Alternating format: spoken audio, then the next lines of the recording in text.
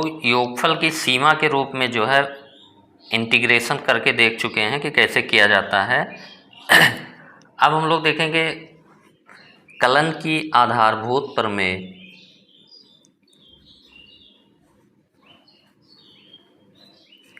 Kiln की आधारभूत प्रमेय,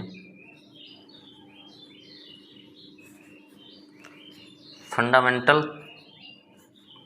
थ्योरम ऑफ इंटीग्रेशन, कलन calculus, fundamental theorem of calculus, fundamental theorem of calculus.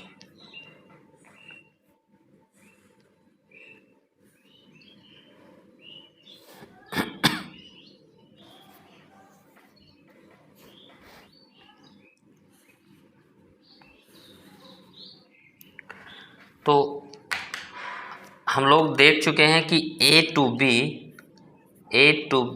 F x d x जो integral की वैल्यू होती है,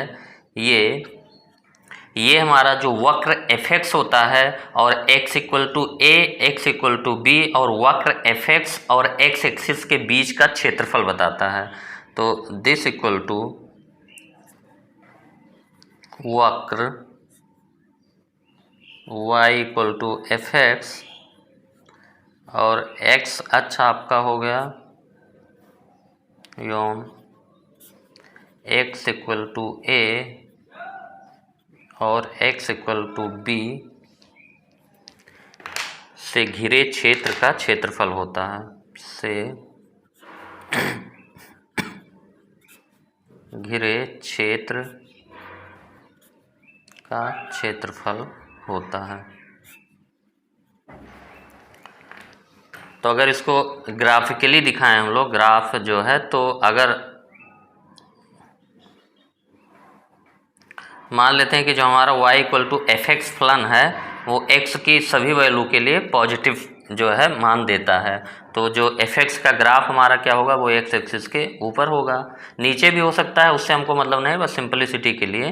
तो ये x एक्सिस, ये y एक्सिस, ये हमारा जो ग्राफ प्लाट किया y equal to f x का ये ग्राफ है, y equal to f x.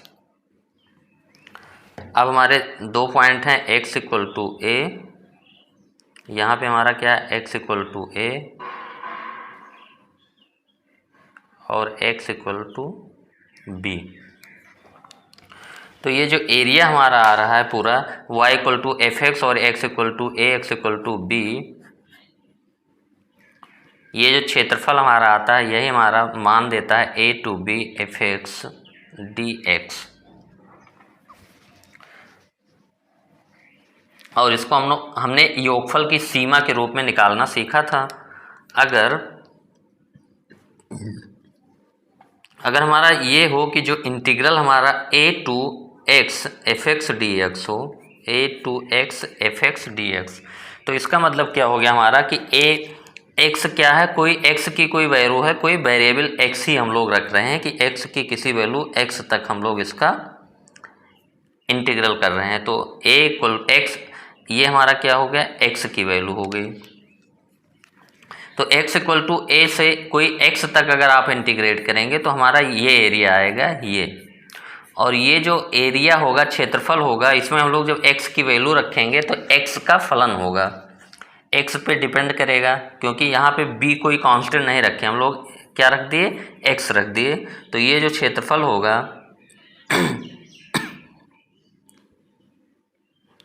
इस क्षेत्रफल को हम लोग कह सकते हैं कि ये जो एरिया होगा वो x का फलन होगा। इसका मतलब कि क्षेत्रफल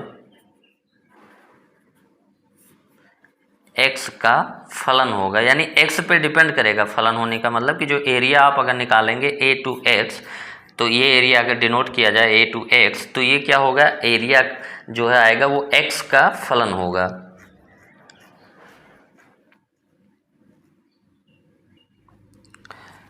तो ये बेसिक बात हो गई। अब हम लोग देखेंगे दो प्रमेय देखेंगे जो इंटीग्रल से रिलेटेड होगा और इसका हम लोग यूज भी करेंगे। तो प्रमेय 1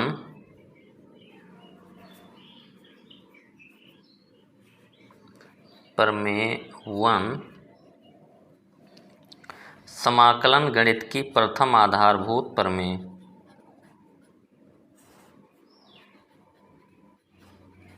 समाकलन गणित की प्रथम आधारभूत प्रमेय।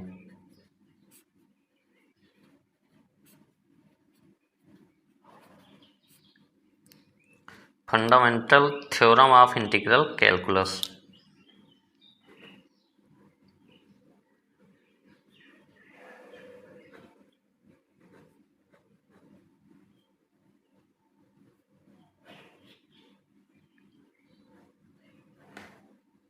Fundamental theorem of integral calculus.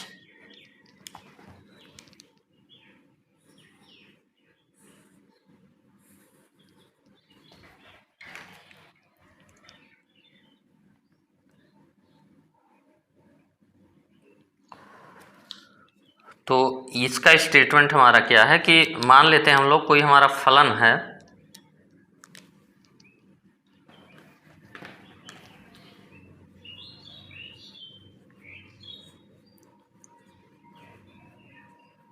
मान लीजिए कि बंद अंतराल ए से बी पर f एक संतत फलन है, यानी a से b में हमारा जो फलन f है वो कॉन्टिन्यूअस है, बीच में कहीं ब्रेक नहीं है। और ax जो है क्षेत्रफल फलन है।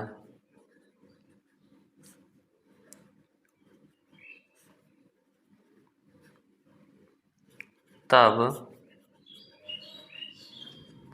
सभी x belong to a to b के लिए, अब स्टेटमेंट लिखते हैं फिर अभी इसको जो है समझाएंगे कि क्यों हुआ, के लिए a डैश x बराबर ये हमारा क्या होगा fx। यानी अभी हम लोगों ने देखा है कि अगर जो ax हमारा आता है वो a to x fx dx integral आता है, यानी a से वो fx का जो इंटीग्रल हमारा आया वो क्या आया ax आया। fx का जो इंटीग्रल है ये हमारा क्या आया ax आया, यानी fx को आप fx का इंटीग्रल ax आया। तो अब ax उल्टा भी होता है, डिफरेंशिएशन इंटीग्रल उल्टा होते हैं। अगर fx का इंटीग्रल ax है तो ax का डिफरेंशिएशन या ax का डिफरेंशियल fx होगा, सिंपल सी बात है। तो यही बात हमारा लिखा है कि तब सभी a टू b के लिए a डैश x बराबर fx, a डैश x बराबर fx का मतलब कि ax का जो डिफरेंशिएशन करेंगे डिफरेंशियल fx होगा। सिंपल सी बात है कि अगर a to x fx dx यानी इंटीग्रेट करने पर आपका ax आ रहा है तो ax का जो है अवकलन करने पर fx आएगा। तो ये पहला हो गया हमारा। दूसरा है हमारा द्वितीय आधारभूत प्रमेय, इसको लिखेंगे समाकलन गणित की द्वितीय आधारभूत प्रमेय। समाकलन गणित की द्वितीय आधारभूत प्रमेय। Second fundamental theorem of integral calculus. Second fundamental theorem of integral calculus.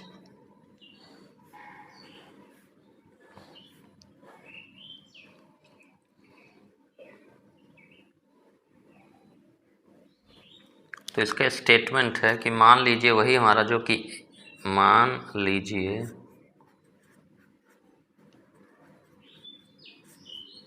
कि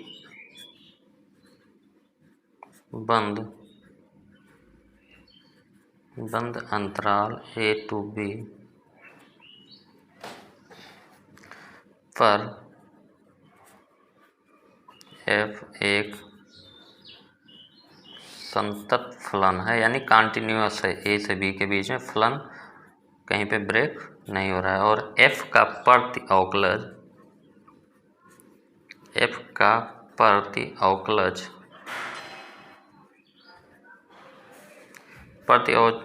का मतलब समाकलन होता है, प्रति अवकलज समाकलन कैपिटल F है।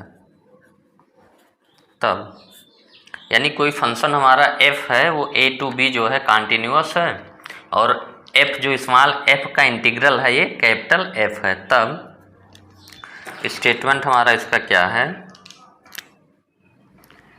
तब a to b fx dx की वैल्यू आपको निकालनी है, तो दिस इक्वल टू हम लोग लिखते हैं fx का इंटीग्रल स्मॉल fx का कैपिटल fx है, तो कैपिटल fx और इसमें a to b आप सीधा सीधा इंटीग्रल करो इसका फ्री होके, उसके बाद लास्ट में जो इंटीग्रल करने पे फलन आया है उसमें पहले अपर लिमिट रख दो x की जगह पे b माइनस लोअर लिमिट रख दो x की जगह पे a, और यही हमारा आंसर हो जाता है।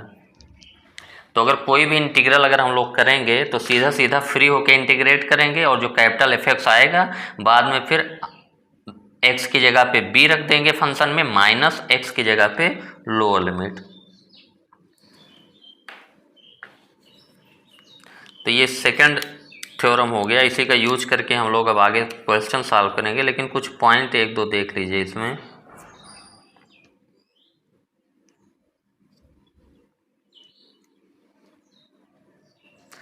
पॉइंट अगर इसको जो है लैंग्वेज में अगर हम लोग लिखें तो क्या लिखेंगे कि a to b fx dx जो हमारा है a to b fx dx equal to, इसको लिखेंगे हम लोग f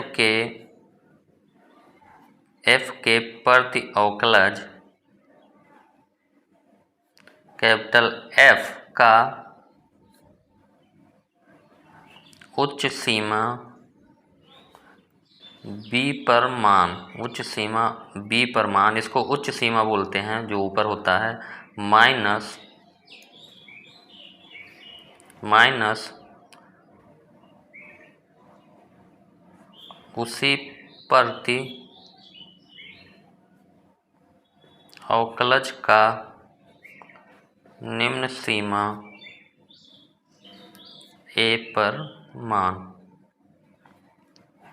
तो a to b fx dx जो क्या होता है, fx का जो इंटीग्रल होता है कैपिटल F उसका उच्च सीमा पे मान माइनस उसका निम्न सीमा पे मान। तो पॉइंट नंबर 1 हो गया। दूसरा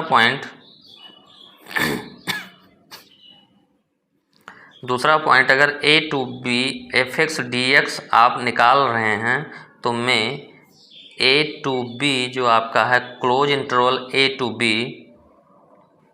पर जो आपका फलन f हो रहा है ये परिभाषित होना चाहिए। ऐसा नहीं कि जो a to b fx dx निकाल रहे हैं और बीच में a से b के रेंज में fx किसी पॉइंट पे अपरिभाषित है।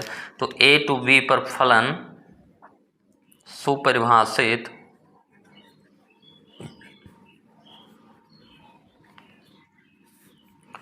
और संतत होना चाहिए। मतलब कि ऐसा भी नहीं कि किसी एरिया जो आपका जैसे मान ले 5 to 6 कोई इंटीग्रल निकाल रहे हैं और उसी बीच में किसी x के लिए आपका वो इंटीग्रल जो है वो फंक्शन आपका ब्रेक हो गया है, कंटिन्यूअस नहीं है और परिभाषित भी नहीं है, तब भी काम नहीं चलेगा। तो सुपरिभाषित होना चाहिए और संतत होना चाहिए। दूसरा पॉइंट हो गया। अच्छा, इसमें जैसे एग्जाम्पल के रूप में अगर हम लोग इसमें देखें, एग्जाम्पल आपका बोलेंगे कि जैसे कहाँ पे कि सुपरिभाषित नहीं है, जैसे अगर लिखा जाए -2 to 3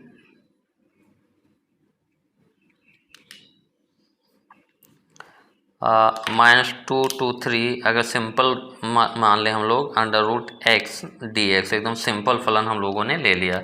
तो हम लोग जानते हैं कि जो √x होता है वो x की नेगेटिव वैल्यू के लिए परिभाषित नहीं होता। √x फलन x के ऋणात्मक मानों के लिए परिभाषित नहीं होता, क्योंकि रूट के अंदर हमेशा धनात्मक होना चाहिए। फलन x के ऋणात्मक मानों के लिए परिभाषित नहीं होता। तो अगर ये फंक्शन आपका -2 से 3 है तो -2 से 0 तक तो ऋणात्मक वैल्यू होगी। तो ये हम लोग क्या कहेंगे कि ये फलन -2 से 0 परिभाषित नहीं है। तो इसीलिए इसका इंटीग्रल निकालने का भी कोई मतलब नहीं होगा, क्योंकि ये परिभाषित ही नहीं है नेगेटिव वैल्यू के लिए।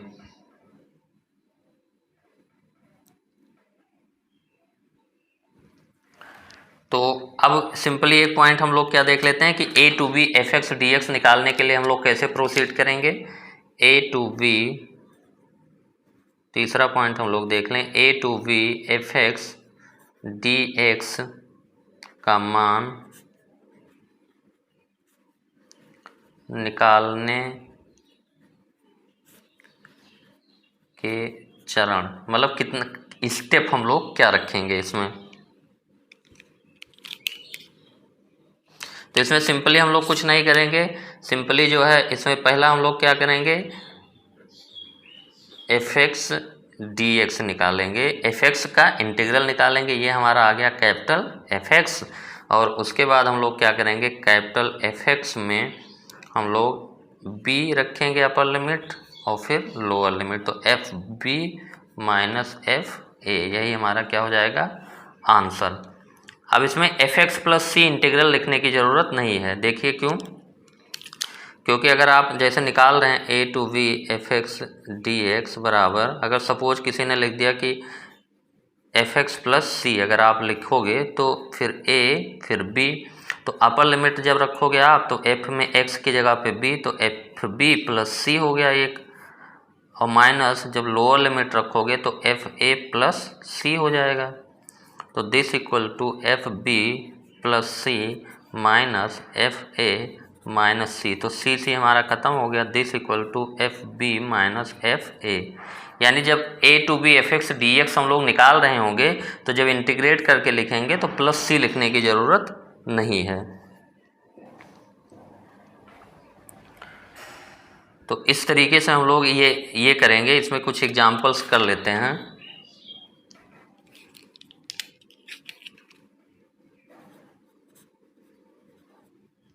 एग्जाम्पल 28 आपके NCERT बुक का 2 to 3 x स्क्वायर dx, ये पहला पार्ट है आपका, ये हमको करना है।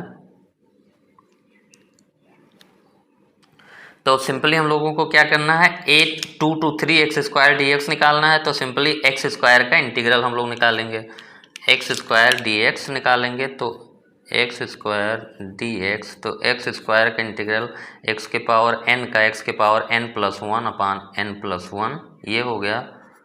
x के पावर n का इंटीग्रल हमारा होता है x के पावर n प्लस 1 अपान n प्लस 1, और प्लस सी लिखने की ज़रूरत नहीं है। तो यहाँ पे हमारा हो गया x क्यूब अपान 3। अब हम लोग क्या लिखेंगे, integral 2 to 3 x square dx equal to x cube by 3, और इसमें लोअर लिमिट और अपर लिमिट रखेंगे। तो पहले अपर लिमिट रखेंगे x की जगह पे 3, तो 3 cube by 3 minus lower limit x की जगह पे 2, तो 2 क्यूब बाई 3, तो ये हो गया 27/3 माइनस 8/3, तो 27 में ये आ गया 19/3। तो ये पहला पार्ट हो गया।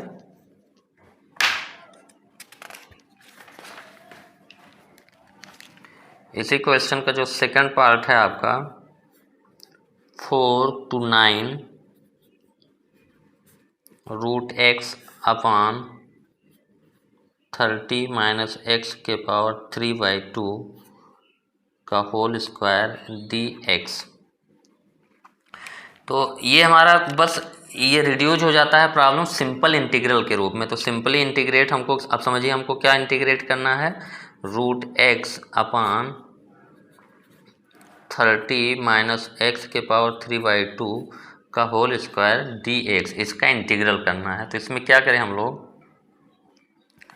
x के पावर 3/2 को अगर इसमें हम लोग t माने तो इसका डिफ्रेंशिएशन 3/2 x के power 3/2 minus 1 d x equal to d t, यानी 3/2 और 3/2 से 1 घटाएंगे तो 1/2 d x equal to d t, यानी x के पावर 1/2 का मतलब root x d x equal to 3/2 इधर जाएगा तो 2/3 डी टी। तो दिस इंटीग्रल इक्वल टू हमारा रूट एक्स जी एक्स की जगह 2/3 डी टी हो गया, और ये हमारा हो गया 30 माइनस टी का whole square.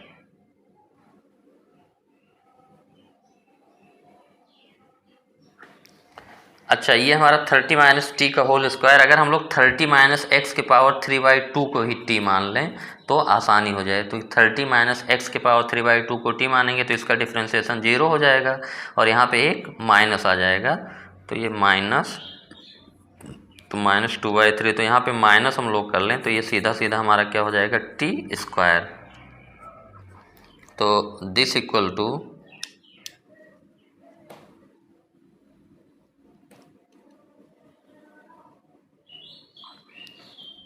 This equal to 30 minus x के पावर 3/2 को टी मानेंगे तो 0 हो गया, और माइनस 3/2 एक्स के power 3/2 minus 1 d x equal minus, ये माइनस 2/3, तो ये हमारा हो गया माइनस 2/3। तो हम लोग कॉमन ले लेंगे और ये टी के power minus 2 d t, this equal to minus 2/3, और इसका इंटीग्रल हो गया टी के power minus 2 plus 1 upon minus 2 plus 1, this equal to ये माइनस वन मिलके प्लस हो गया 2/3 और 1/t, टी के पावर माइनस 1 का मतलब 1/t, और t की जगह पे हम लोग रख लेंगे क्या हम लोगों ने माना था, 1/30 माइनस एक्स के पावर 3/2। तो जो इंटीग्रल फाइनली हमारा आ गया ये। अब लिमिट की वैल्यू निकालने के लिए 4 to 9 root x upon 30 minus x के पावर 3/2 का whole square d x equal to, जो इंटीग्रल हमारा आया है 2/3 1/30 माइनस एक्स के पावर 3/2, इसमें हम लोग अपर लिमिट 9 रखेंगे और लोअर लिमिट 4। तो 9 जब रखेंगे x की जगह पे तो 2/3 1/30 माइनस 9 के पावर 3/2 माइनस 2/3 इंटू 30 माइनस 4 के पावर 3/2। तो 9 के पावर 3/2 का मतलब देखिए कि 9 के पावर 3/9 को हम लोग क्या लिख सकते हैं, 3 का स्क्वायर और इसके होल पावर 3/2 है। तो अगर a के पावर m के होल पावर n है तो इसको हम लोग a के पावर m इंटू n लिखते हैं। तो दिस इक्वल टू 9 के पावर 3/2 हो जाएगा 3 के पावर 2 इंटू 3/2, 2 खत्म हो गया, 3 के पावर 3 यानी 27। ऐसे 4 के पावर 3/2 की वैल्यू हम लोग निकाल लें, 4 के पावर 3/2, 4 को हम लोगों ने लिख लिया 2 का स्क्वायर के whole power 3/2, this equal to 2 के पावर 2 इंटू 3/2 इक्वल टू 2 के पावर 3 इक्वल टू 8। तो दिस इक्वल टू हमारा ये 2/3 इंटू इसकी वैल्यू हमारी आ गई 27 और माइनस 2/3 इसकी वैल्यू 8, तो 9 ये 18 माइनस 16/3, तो दिस इक्वल्स टू 54 माइनस 16/3, तो 8 और 4 38/3, हमारा फाइनल आंसर हो गया 38/3। इसमें कैलकुलेशन हम लोग एक बार चेक कर लेते हैं। 2/3 1/30 माइनस एक्स के पावर 3/2, तो ये हमारा 2/3 1/30 माइनस 9 के पावर 3/2, तो ये हो जाएगा 27। तो ये 27 हम लोग ऊपर लिख दिए, ये देखिए, दिस इक्वल टू ये 2/3 इंटू इसकी वैल्यू हमारी कितनी आई 30 - 9 के पावर 3/2 की वैल्यू, 9 के पावर 3/2 की वैल्यू आई है 27, तो ये हमारा हो जाएगा 30 - 27, 30 - 27 माइनस 2/3 इंटू 30 - 4 के पावर 3/2 की वैल्यू आई है 8 दिस। तो ये हमारा हो गया 2/9 माइनस दिस इक्वल टू, अगर हम लोग यहाँ पे लिखें कि पहला तो हमारा हो गया 2/9 माइनस, और ये हमारा हो जाएगा 22, और 1 2 से कटेगा तो 1/22 दिया 66, 1/66। तो दिस इक्वल टू 1/3 तो हमारा कॉमन आ जाएगा, तो ये हो जाएगा 1/3 minus 1/33, 1/3 minus 1/33 this equal to 1/3, और ये हमारा हो जाएगा 11 से अगर ऊपर नीचे मल्टीप्लाई करें तो हर बराबर हो जाएगा, तो 11 यानी 10/33 ये बचेगा 11 माइनस 1/3 माइनस ये हमारा 22 होगा। जब 3 यहाँ से कॉमन लेंगे तो 22 होगा, तो 1/3 तो 2/9 माइनस 1/66, इसकी वैल्यू हम लोग निकाल लेंगे। चलिए अलग कर लेते हैं इसको।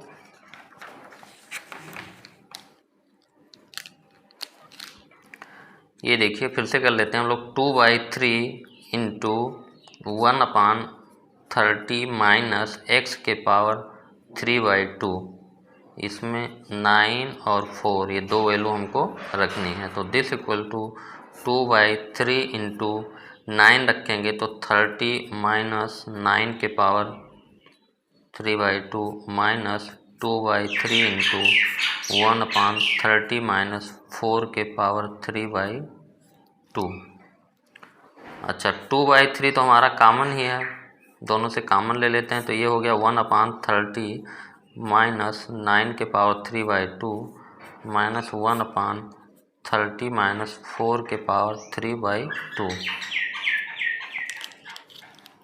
अब 9 के पावर 3/2 को हम लोग लिखेंगे, 9 को 3 का वर्ग लिखेंगे और 3 का वर्ग के घात 3/2, तो दिस इक्वल टू 3 के पावर 2 इंटू 3/2, तो ये आ गया 27, और 4 के पावर 3/2 का निकालने के लिए 4 को 2 का वर्ग 3/2, तो 2 के पावर 2 इंटू 3/2, 2 ख़त्म हो गए, इसकी वैल्यू आ गई 8, तो this equal to 2/3 1/30 minus 27 minus 1/30 minus 8, तो दिस इक्वल टू 2/3 1/3 माइनस 1/22, तो this equal to 2/3 into 22 minus 3/66। LCM तिरछा गुणा कर दिया हम लोग, तो 22 में से 3 गए 19, और 2 से ये कट गया तो ये 33 हो गया, तो 19/33 दिया 99, तो फाइनल आंसर हमारा हो गया 19/99।